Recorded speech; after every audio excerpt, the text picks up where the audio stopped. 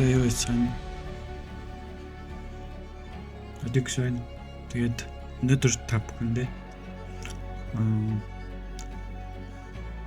Odex Sprint Lab-ийн талаар ерөнхийдөө товчхон танилцуулаад тэгээд дотор нь юу байгааг илүү дэлгэрэнгүй харцгаая. Тэгээд яагаад энэ Flatpak-ыг би бүтээснийг бас хэдүүлээ олж мэдцгээе. Lat гэж өөр юу юм бэ те? Lat гэдэг нь бол нэг бидний яриад байгаа нэг Instagram дээр байдаг фильтр шиг. Гэхдээ creator-ууд зориулж гаргасан ийм файл ба cube файл. За cube файлын дотор өөрөө код байдаг. Тэгээд одоо тус кодууд тий маш олон кодууд яг юу үүсгэж байгаа юм гэхээр өнгөний кодыг үүсгэж байгаа. Өнгөний код нь тухайн өнгийг одоо ямар нэгэн editing програм дээр ашиглахад тусдын болж өнгийг маш гоё хүссэн одоо тухайн зохиогчийн хүссэн өнгийг гаргаж өгдөг гэсэн. Түүхий дүрстэй камераараа дүрс бичдэг бол тий Sony ч вэ нүү Canon ч вэ нүү тий iPhone 15 ч вэ нүү тий ер нь лог дүрс бичдэг бол RAW дүрс бичдэг бол та энэ хүү латыг ашиглаж болно гэсэн үг. За тэгээд энэ латыг ашигласнараа ер нь ямар давуу талтай юм бэ гэхээр таны дүрс илүү cinematic тий илүү орчин үеийн илүү фильмик өнгө агуулгатай байхад оршин. За окей. За лат чинь ингээд 14 ширхэг лат байдаг юм байна. Окей. Тэрийг чинь яаж ашиглах юм? Танд яг 14 латан дээрээс нэмээд 2 power grid. Тэр power grid нь юу юм бэ гэхээр хэрвээ та DaVinci дээрийг дидэлдэг бол тий DaVinci дээрээ миний хийсэн тэр системийн дунд байгаа латыг ашиглаад за окей. Power grid гэж юу юм бэ те? Ерөнхийдөө бол одоо миний лат ч өөрөө одоо энэ бүтэн өнгө засалтын системний нэг жижигхэн хэсэг байхгүй. Тэгэхээр та энэ power grid-ийг авснараа бүтэн системээр нь ер нь бол харж байгаа. Энэ систем нь дотроо маш олон задаргаа бүхий тохиргоонуудтай. За тэгээд та дээр нь энэ 14 латны аль нэгээс тавьж өгснөөр яг бүтэн систем маань ингээд бүрдэж байгаа. Тэгэхээр миний лат маань ердөө өнгөний нэг хэсэг нь гэсэн үг. Power grid-ийн дотроо тий color space transform хийж гин тий жижиг шажиг highlight shadows эдрийг засаж гин. За тэгээд mask өгч гин. Гэх мэтлээ ер нь танд хэрэгтэй яг бүхий л одоо өнгө тавихад хэрэгтэй өнгийг гоё харагдуулахад хэрэгтэй гэж бодсон бүх тохиргоонууд чинь яг тэр дотор байж байгаа бол. Тийм учраас одоо энэ миний гаргасан Odex Sprint Lab систем маань тэргээр их онцлогтой. Дан ганц лант биш тий бүтэн системээр таны өнгийг маш гоё хэмжээнд аваач болно. Энэхүү лат маань ер нь бол бүх лог форматанд ер нь ордог гэсэн. За та Canon-тай бай тий C log дээр та Sony-тэй S log дээр жишээлбэл Blackmagic байна уу? Ямар ч камерын дээр бай. Таны одоо дүрсийг тий хувиргаж тавьж болно гэсэн үг. Зарим латнууд чинь зөвхөн одоо S-log дээр зохиогдсон байдаг бол тий миний лат бол ер нь universal бүхий л системд ажилладаг гэсэн. Тэхийн тул мэдээж power grid нь хэрэгтэй. Хэрвээ та DaVinci дээр ажилладаг бол тий Premiere Pro дээр ажилладаг бол яг тус тусын folderт нь хийцэн яг камерныхаа зориултын латнууд дотор нь байгаа гэсэн. За ихэнх нь мэдээж угаасаа Sony, Canon л ашиглаж байгаа тий. За тэгээд ер нь бол DaVinci-тэй байх тусмаа илүү давуу талтай гэсэн үг. Яг тэгэхээр та энэ хідээс гадна бүх систем дээр ажиллаж болно гэсэн үг. Дээрээс нэмээд бүтэн бандл дээрээ 30 одоо print profile буюу одоо орчин үеийн киноны өнгөний тий хальсыг одоо digital footage-н дээр яаж тавих вэ гэд хүмүүс лат болгоцсон байдаг. Тэгээд тэр латыг нь танд 30 хальсны одоо өнгөнүүдийг танд үнэг өгнө гэсэн. За тийм байна. Тэгээд яг бүтэн бандлаараа ингээд 14 латтай 2 power gridтэй. Тэгээд хэрвээ та Premiere Pro DaVinci-гаас хамаараа өөр ингэсэн латтай байж болно. За нэмээд 30 print profile латнууд танд үнэгүй таглана гэсэн. За тэгээд энэ багц нь өөрөө 180,000. Тэгээд энэ бичлэгэн дээр лайк дараад тэгээд socials-ыг follow хийсэн бол танд 30% хөнгөлтийг өгч байгаа шүү. За та дан ганц DaVinci Premiere, Final Cut, CapCut, VN гэх мэтлэн mobile editor-ууд дээр ер нь бүгдэн дээр нь ажиллаж болно гэсэн үг. Тийм болохоор гар утасны дүрсийг латчих янзалт юм уу гэвэл тийм. Маш гоё болгоно. Мэдээж log profile дээр авсан байх хэвээр. Log profile дээр аваагүйсэн ч дээр нь нааж болдог rectal 109 юунууд байгаа. Латнууд байгаа. Тэгэхээр та зүгээр л дүрсэн дээрээ энэ латыг наагаад илүү гоё cinematic дүрстэй болох боломжтой гэсэн үг. За одоо энэ латууд маань тус тусын яагаад ингэж өөрчилж байгааг нь ер нь бол харуулж байна. Тэр нь 14 лат гэж энэ тус латууд нь бүгд өөр өөрсдийн гэсэн онцлогтой. Одоо жишээлбэл одоо би энэ дэлгэцэн дээр volume 1 2 гэдэг ингээд задлцсан байгаа. Тэгээд бүгд өөрсдийн гэсэн код нэртэй 8134-өөс гэж нэ 400x гэж тэ 250 гих мэтлэн. За тэгээд нэрний ард утга байгаа. Одоо жишээлбэл C нь болохоор илүү юм soft commercial үгтэй тэ. X нь болохоор юм experimental гэсэн үгний товч агуулга байдаг. 250D нь болохоор daylight илүү warm, илүү дулаахан өнгөтэй байдаг гэсэн. 23P нь болохоор print film emulation-ы ер нь бол товчлол гэж харж байгаа. C гэдэг нь ер нь бол commercial талтай тий 35 commercial. 700X гэдэг нь илүү experimental тий илүү юм сонирхолтой өнгийг гаргаж ирж байгаа гэсэн. 6305 нь илүү юм muted narrative filmic өнгийг гаргаж ирж байгаа гэсэн.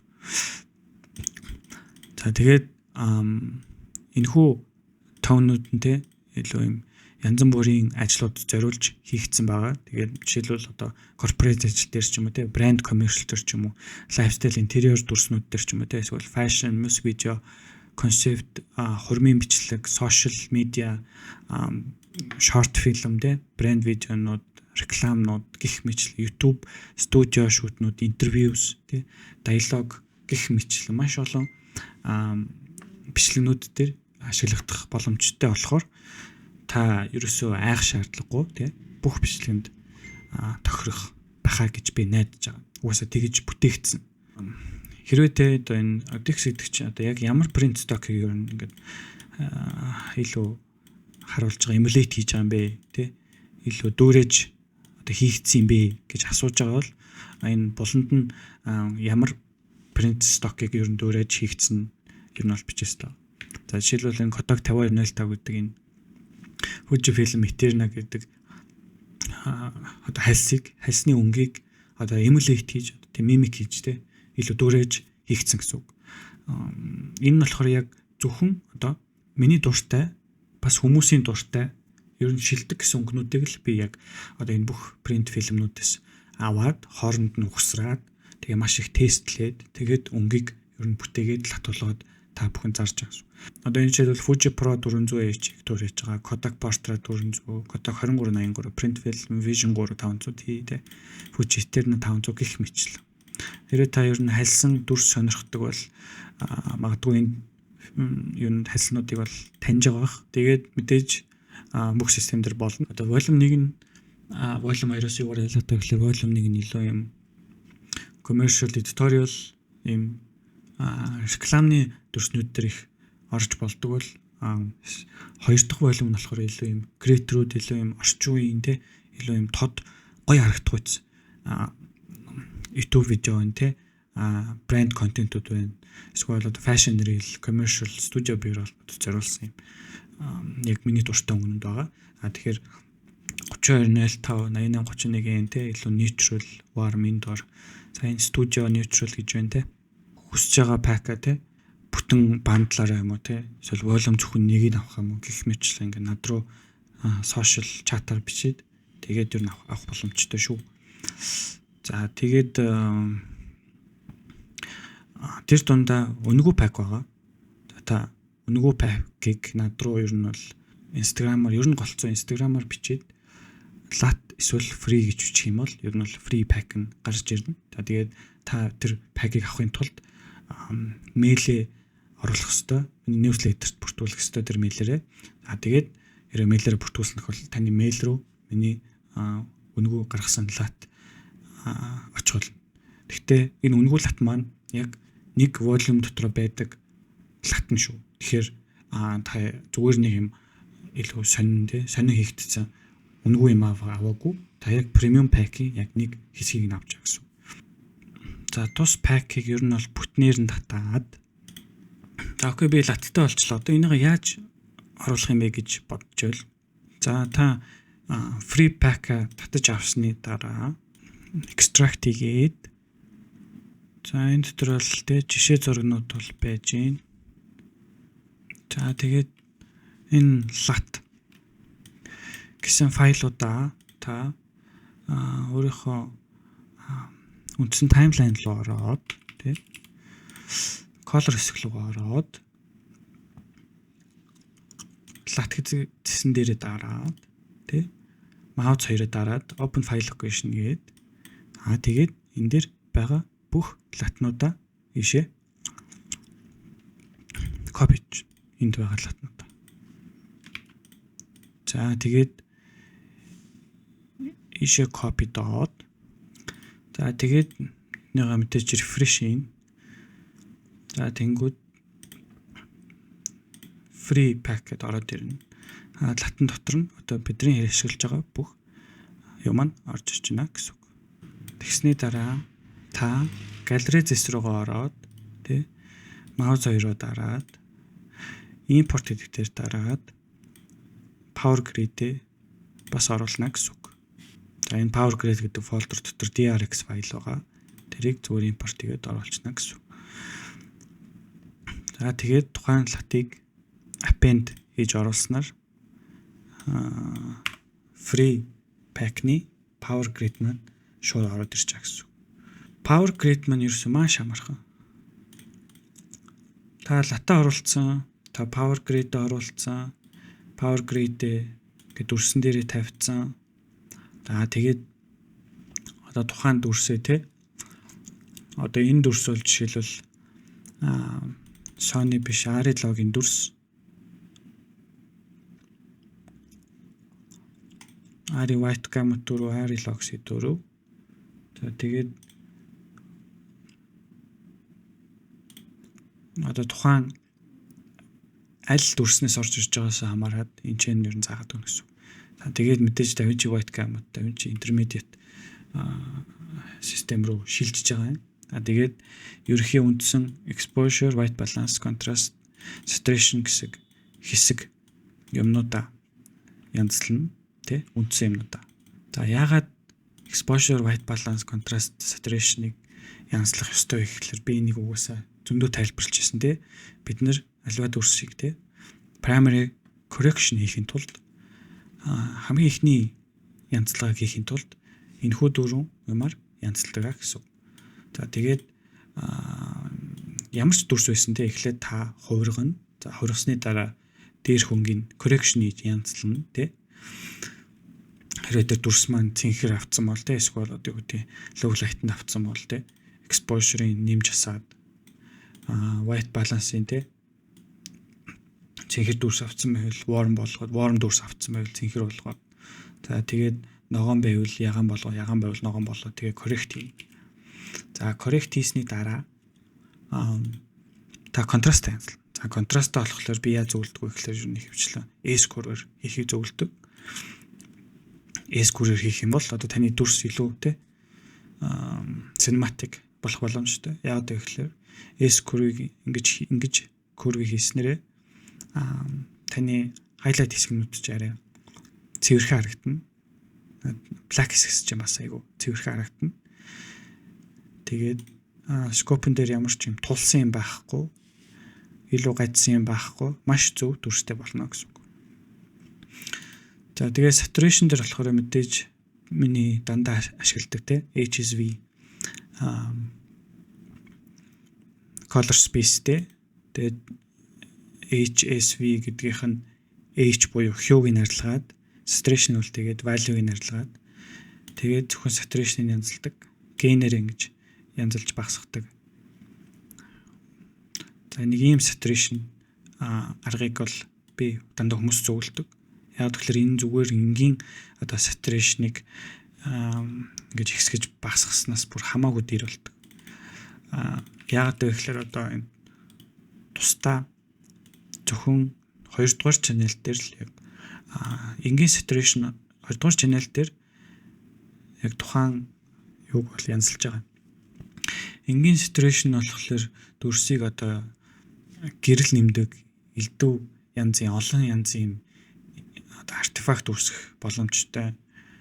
Илүү олон одоо saturation болохоор цэвэр saturation-ы янзлдаггүй. Тэгээ гэрлийг бас нэмж өгөөд өгдөгөөр жоохон ядаргаатай.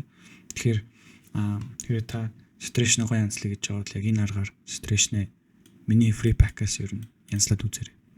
За тэгээд цаашаа ингээд parallel mixer node руу орж байна. Энэ нь болохоор яагаад ингэж байгаа юм бэ гэхээр тэ одоо таны дүрс одоо зүүнээсээ баруун тишгээ өнгийг янзлах хэрэгтэй байдаг. Тэгээд одоо энэ зүүтлийн нодноос баруун талаасаа бүх одоо нодууд нь өмнөхөөсөө хамаардаг гэсэн. Одоо энэ нодны өмнө байгаа бүх юм энэ нод дээр харагддаг гэсэн. Энэ нодны өмнө байгаа бүх юм энэ нод дээр харагддаг гэсэн. Энийн дараачийн байгаа одоо CSD out-ын дараачийн байгаа green гэдэг энэ нод энэ ямар өөрчлөлт хийсэн энэ өмнөх нод дээр ерөөсөө гарч ирэхгүй гэсэн. За тэгээд дүрсний эхлэл зэг чинь бол энэ байна тий. Ингэж яваад хамгийн төгсгөл зэг нь энэ. Энэ болохоор DaVinci-д голцоо байдаг. Premiere Pro дээр adjustment layer гэж байдаг шүү дээ. Тэр adjustment layer-ыг дээр нь давхарлаж байгаатай ямар ч ялгаагүй. Adjustment layer чинь дээр давхарладаг бол DaVinci дээр дээрээс доошо биш те зүүнээсээ баруун тишээ эхлэлээс төгсгөл рүү Premiere Pro дээр болохоор дээрээсээ доошо буюу те хамгийн дээр байгаа layer нь доотлохоо юу нөлөөлдөг гэсэн. За тийм байна. За тэгээд мэдээж vignette бол ийшээ орж өгсөн байна. Өнгө маань цэвэрхэн орж өгсөн байна. Одоо лат маань бол энэ шүү дээ. Лат маань бол хамгийн сайн чанартай латаар бүтээгдсэн одоо өнгөнүүдээр бүтээгдсэн лат учраас ер нь бол ямар ч айлтгүй хүссэн одоо таны хэрэгцээнд чинь нийцэж маш гоё юм дулаан маш гоё юм өнгөлөг орчин үеийн өнгийг гаргаж өгч байгаа. Тэгээд мэдээж та дээр нь хүснээрээ янзалж болно тий. Интер exposure нэмнэ үү, энэ хойшоо янз бүрийн юм тий. Дахиж нэмж давхарлаж нэмнэ үү. Таны одоо дур гэсэн. Тэм учраас одоо энэ хамгийн энгийн энэ өнгө тавилтын power grade-ийг та зайлшгүй татаад ер нь өдөр тутмын ажил дээр ашиглах хэрэгтэй гэсэн. За тийм байна. Тэгээд мэдээж CSD out-аа бол хийж байгаа. Нийгээд хийж байгаа юм чинь хаагаад бас хийж байгаа тий. DaVinci Whitecam-аас Rectron зэс рүү хаагаад оруулж байгаа. Энийг хамгийн энгийнээр тайлбарлавал тий. Та ерөөсөө хамгийн энгийнээр тайлбарлавал таны орж байгаа дүрс тий. Та ямар ч камераар битсэн бай. Тий. Хамгийн ихний node буюу CSD node руу орж байгаа. CSD энэ node руу. За тэгээд энэ node руу оруулаад таны CSD маш том цорго руу ер нь бол орж байгаа гэсэн. Тэр цорго маань юу гэж нэрлэгдэж байгаа гэхээр DaVinci White Gamut гэдэг энэ цоргонд янзлагдаж байгаа гэсэн. DaVinci White Gamut нь өөрөө тий одоо энэ цоргоны хамгийн том өнгөний color space дээр та ажиллаж байгаа учраас таны одоо өнгөнүүд чинь ямар нэгэн эвдрэл гэмтэлгүй те маш зөв системтэйгээр хамгийн их өнгө агуулгах боломжтой color space-н дээр ажиллаж байгаа гэсэн. Тийм учраас таны өнгө илүү тод, илүү гоё, илүү зөв гарч ирнэ гэсэн. Та жижиг color space Rectron зөөс рүү хөрвүүлчих юм бол таних одоо илүү гоё өнгөнүүдийг сайн ялгаруулж чадахгүй гэсэн үг л та одоо ер нь илүү general тайлбарлах юм бол тий.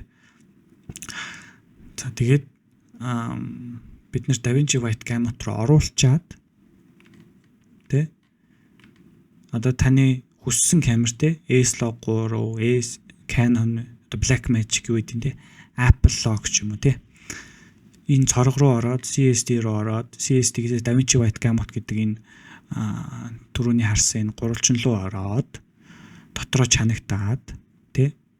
Тэгээд дотроо чанагдахдаа энэ чи болохоор primary-с янзлж байгаа тий. Та мэдээж тухайн дүрсийг exposure-ыг янзлж байгаа, white balance-ыг янзлж байгаа, contrast-ыг янзлж байгаа. За тэгээд saturation-ыг янзлж байгаа тий. Би түрүүний харуулсан тий. Яг тэр схемээр одоо бүх зүйлээ та бол янзлж чаа. Тэгэхээр дотор нь юу ч хийсэн байгаамгүй янзлж ивэл DaVinci White Gamut дотор л янзлж ивэл та хүснээр янзлж болно гэсэн. За тэгээд гарахтаа CSD out ашиглаад тий. CSD out node-ыг ашиглаад DaVinci White Gamut-аас буцаад одоо Rectal 9 руу орж байгаа гэсэн. Rectal 9 гэдэг нь маань тий нөгөө нэг манай юун дотор байсан. DaVinci White Gamut дотор байсан хамгийн жижиг color space нэг. Энийг болохоор дэлхийд даяараа ер нь бол стандарт болгож ашигладаг. Тэгээд Rectal 9 руу хөрвүүлснээр та бусдад ижилхэн англиар ярьдаг хүн шиг тий ижилхэн өнгөний color space-д ажиллаж байгаа гэсэн. Одоо web дээр ажиллаж байгаа бүх видеонууд Rectal 9 color space дээр байдаг.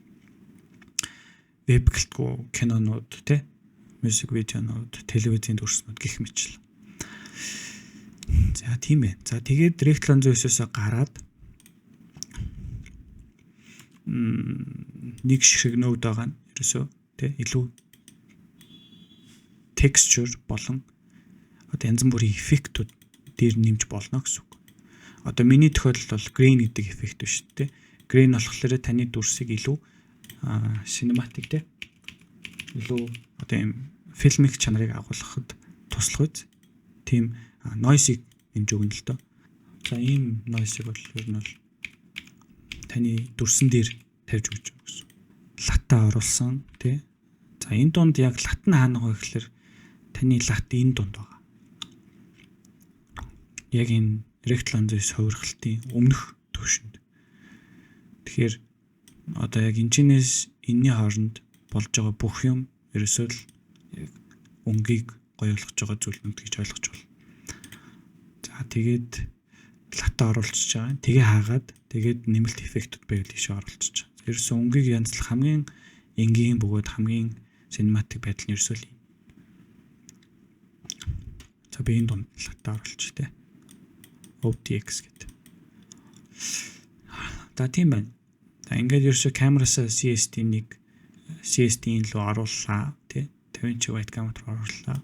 Дотор нь янзллаа 2 тий. За дотор нь янзлчаад дээр нь лата өглөө 3 тий. Лата өгөхгүй ч байсан болно тий. Тэгтээ OTX латыг хийвэл илүү гоё өнгөтэй болно. За тэгээд Rectal 9 руу буцаад хөрвүүлчихэж байгаа тий. Дэлхийн нийтээр стандарт руу чиглээд дүрсээ оруулъя тий. За тэгээд сүүлийн одоо янзлалт буюу эффектүүд.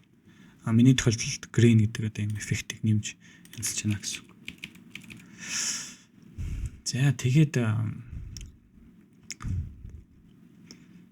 энэхүү юугаараа бас нэг өөр дүрсийг янзлж үзье тий. За энэ дугасаа үшээ янзлсан байна. Тэгээд бүгдийг нь унтрааж хагаад Alt-игээд арах юм бол бүгдээрээ зэрэг унтарч хасдаг.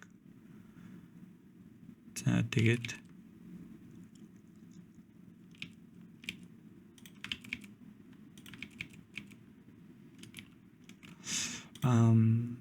хамгийн ихнийх төр те мэдээж color space хийж байна. Би энэ дүрсийг Sony S3 дээр Slog 3 дээр авсан учраас хамгийн ихэнд Slog 3 заагаад өгчөж байна. Та Canon дээр эсвэл Fuji дээр ч юм уу Panasonic дээр авсан бол Blackmagic дээр DJI Osmo эсвэл Apple Log дээр авсан бол магадгүй энэ дүрсийг иш оруулна тий.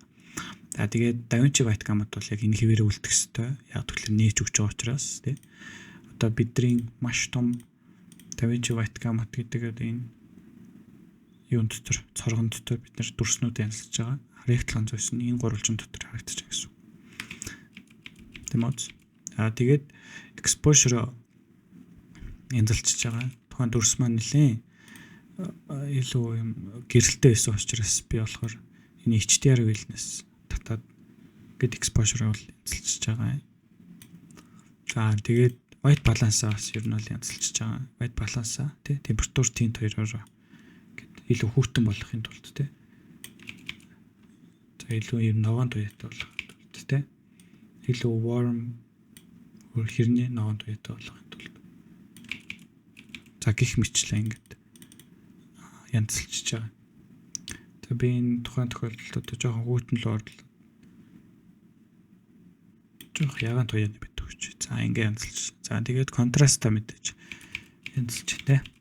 Цаанаас нь угаасаа ингээ контрастыг янзлаад өгсөн учраас та зүгээр л тухайн контрастаа зүгээр жоохон дээш нь доош ингээл хөдөлгөөл янзлах гэсэн. За saturation бол бас ингээ янзлж чана тэ. Saturationыг тэ. Энэ слайдераар ингээд дээш доош хийгээд янзлах гэсэн. Өнгийг бол маш гоё ингээд янзлж байгааг харж байгаа. Тэгээд энэ скопс харах юм бол тэ бидний өнгө маань одоо тухайн rectal lens гэдэг одоо юун дотор л Da Vinci White Gamut руу ороход ийм хувиргалтын дотор л ер нь ажиллаж байгаа гэсэн. Тийм учраас тэнчнээс халиад гарчихлаар зарим өнгөнүүд бол ер нь бол эвдрээд эхэлж байгаа гэсэн.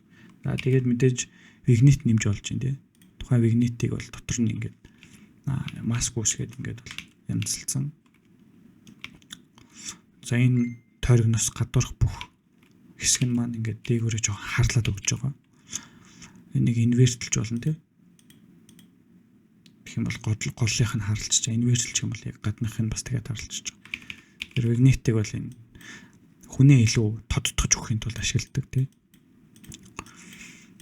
За тэгээд мэдээж манай үндсэн лат маань латгүй латтай. Мэдээж өнгийг бол маш гоё орчин үеийн тий фильмик чанар агуулсан зөөлөн чанартай харагдуулж байгаа. Тэгт бол итгэж байгаа. За тэгээд CST автай мэдээж Da Vinci White Gamut-аас оруулсан юм чинь буцаага rectal 709 гам 2.4 рүүгээ татаад авчиж байгаа гэсэн. За тэгээд хамгийн сүүлд нь тий манай үндсэн green тий жижигхэн хөрхийн эффект орж ирж байгаа гэсэн. За тэгээд дүрсээ одоо эцсийн бүтээгдэхүүнээр экспортлно гэсэн. За дахиад нэг iPhone-ы дүрс анслаад үзчих тий. За энэ хөө дүрсийг манай Тамира гэдэг найз бол утсан дээр авсан. Дүрс нь iPhone 16 Pro-гийн энэ болохоор зүгээр нэг автобусанд явж байгаа дүрс. Тэгээд тухайн дүрсийг тий. За энэ хийсэн өнгөрөө янзлах гэдэг үү. Дүрсэн дээрээ дараад өнгөрөөгөө ороод free power grid дээр нь append гэж оруулаад тэгээд энэ ихний гарч ирсэн юмыг устгаад тий. За манай Тамирагийн авсан дүрс маань ер нь бол тий iPhone 16 Pro учраас Rec 22 гэсэн color space-н дээр за тэгээд энэчнээсээ Apple logo гэж заах өгч. За тэгээд манай Apple logo маань ингээд ороод ирчихэж байгаа. Тэгээд мэдээж Apple logo-соо Da Vinci руугаа хөрвөөд тий exposure жоохон засч өгөөл тий gain-ийн жоохон янзлж өгöd. За тэгээд white balance-аас жоохон янзлаа тий. Balance жоохон хүүтэн ногоон тонл оруулж өгöd. За тэгээд контрастаас жоохон янзлаа тий. S-curve гээд янзлж өгöd. Сүдэртэй хэсэг жоохон урагж өгöd. За тэгээд saturation бол ингээд янзлж байгаа.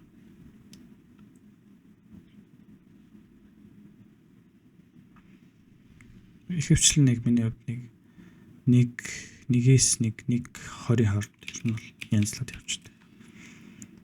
За тэгэл вигнеттэй оруулна те. Тэгээ лат маань ингээд гоё ороод өгч байна. За тэгээ CST out маань тэгээд green та ингээд.